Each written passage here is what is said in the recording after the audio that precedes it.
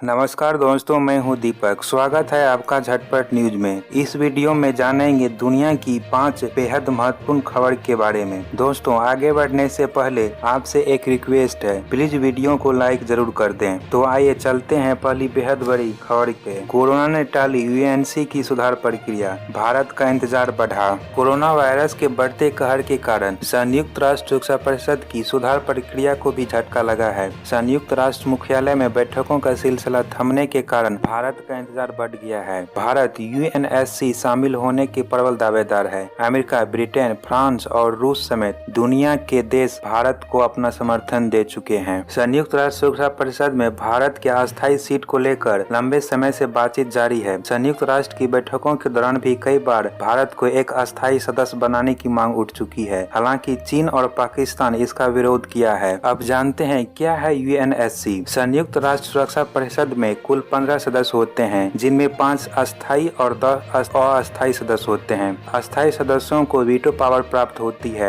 अगर इन 5 अस्थायी सदस्यों में से कोई एक सदस्य भी किसी फैसले पर वीटो लगा दे तो उस फैसले की ही रोक दिया जाता है। देखते हैं अगली खबर के लिए। चीन को सबक सिखाने के लिए अमेरिका का प्लान 18। कोरोना वायरस की संक्रमण से जूझ रहे अमेरिका में चीन के खिलाफ जबरदस्त गुस्सा है। कई अमेरिकी नेता चीन के ऊपर संक्रमण संबंधी डेटा को छुपाने और जांच में सहयोग न करने का खुलेआम आरोप भी लगा चुके हैं। इस बीच अमेरिका के शीर्ष सांसद ने चीन की सरकार को कोविड-19 वैश्विक महामारी का कारण बनने वाले उनके झूठ, छल और बातों को गुप्त रखने की कोशिश के लिए जिम्मेदार ठहराए जाने को लेकर 18 सूत्री योजना सामने रखी है। भारत के साथ सैन्य संबंध बढ़ाने इस योजना का एक हिस्सा है। इस योजना में चीनी सरकार से मुआवजा मांगने तथा वायरस के बारे में झूठ फैलाने के लिए उस पर प्रतिबंध लगाए जाने का सुझाव भी दिया गया है। साथ ही कहा गया है कि चीन को उसके अत्याचारी मानवाधिकार रिकॉर्ड के लिए भी प्रतिबंधित किया जाना चाहिए। सांसद टिलिस की योजना में ट्रंप प्रशासन से अंतर्राष्ट्रीय ओलंपिक समिति से औपचारिक तौर पर अनुरोध कर बीजिंग से 2020 शीतकालीन ओलंपिक वापस लेने की अपील की गई है। मित्र देशों से सैन्य सहयोग बढ़ाने पर इस योजना के अंतर्गत पैसिफिक डिस्टेंस इनिशिएटिव नाम के एक कार्यक्रम शुरू करने की मांग की गई है। इसमें $20 बिलियन के सैन्य साजो सामान की फंडिंग भी अमेरिका की तरफ से की जाएगी। इस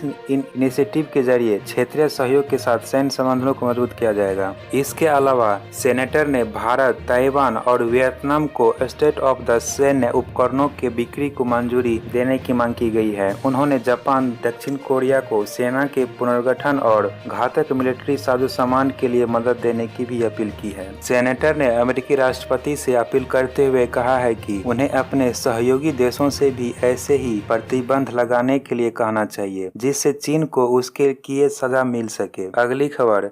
अमेरिका ने शुरू किया चीन से निवेश वापस लेना। अमेरिकी राष्ट्रपति डोनाल्ड ट्रंप ने इस बात की पुष्टि की है कि उनके प्रशासन ने चीन से अरबों डॉलर के अमेरिकी पेंशन फंड निवेश को वापस लेने का फैसला किया है। कोरोना संकट में अमेरिका और चीन के कूटनीतिक संबंध बेहद बुरे दौर से गुजर रहे हैं। कोरोना के साथ दोनों के बीच साउथ चाइना सी में भी तानातानी देखी जा रही है। अगली खबर। डोनाल्ड ट्रंप ने चीन को दी धमकी, तोड़ सकते हैं हम सारे रिश्ते। अमेरिकी राष्ट्रपति डोनाल्ड ट्रंप ने दुनिया में कोरोना वायरस के फैलाने के मद्देनजर चीन से सारे रिश्ते तोड़ने की धमकी दी है। साथ ही कहा है चीन ने उन्हें निराश किया है। उन्होंने यह भी कहा कि अमेरिका ने चीन से बार बार कहा कि कोरोना वायरस की उत्पत्ति की जांच के लिए अंतर्राष्ट्रीय समुदाय को वहां की प्रयोगशाला जाने की इजाजत दी जाए, लेकिन उसे नहीं माना। अगली खबर। डोनाल्ड ट्रंप की धमकी के बाद चीन की अपील, थोड़ा आप चले थोड़ा हम। अमेरिका के राष्ट्रपति डोनाल्ड ट्रंप ने दोनों देश के बीच व्यापारिक समझौते खत्म करने की धमकी दे डाली। इसके बाद चीन ने नरम रुख अपनाते हुए अमेरिका से अपील की है कि कोरोना वायरस के खिलाफ की लड़ाई में दोनों मिलकर आगे बढ़ें। कोरोना महामारी फैलने के बाद दोनों ही देशों के बीच संबंधों में काफी तनाव आ गया है। अगली खबर। चीन ने दिखाई दादागिरी, जल, थल और नभ से ड्रैगन को घेरने में लगा अमेरिका। कोरोना संकट के बीच दक्षिण चीन सागर में चीन की दादागिरी के खिलाफ अमेरिका ने सख्त रुख अख्तियार कर लिया है। अमेरिका ने चीनी ड्रैगन से निपटने के लिए उसको उसके घर में ही घेरने की तैयारी तेज कर दी है।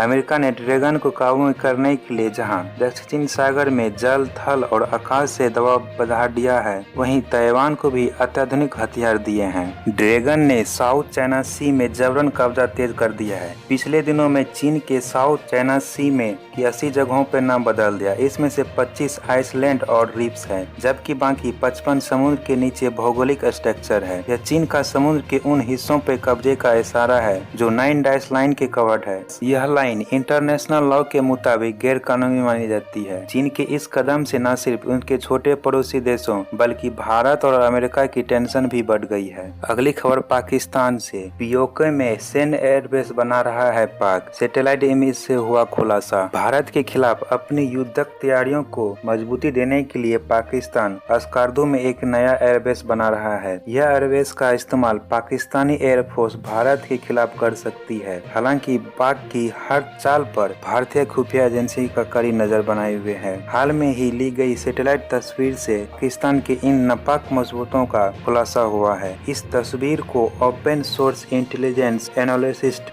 ट्रेसफा ने जारी किया है। दोस्तों, आपसे रिक्वेस्ट है कि आपको आज का वीडियो कैसा लगा कमेंट में जरूर बताएं एवं लाइक सब्सक्राइब करने के साथ बेल आइकन को भी जरूर प्रेस करें। नमस्कार दोस्तों, मैं हूं दीपक। स्वागत है आपका झटपट न्यूज में। इस वीडियो में जानेंगे दुनिया की 5 बेहद महत्वपूर्ण खबर के बारे में। दोस्तों, आगे बढ़ने से पहले आपसे एक रिक्वेस्ट है, प्लीज वीडियो को लाइक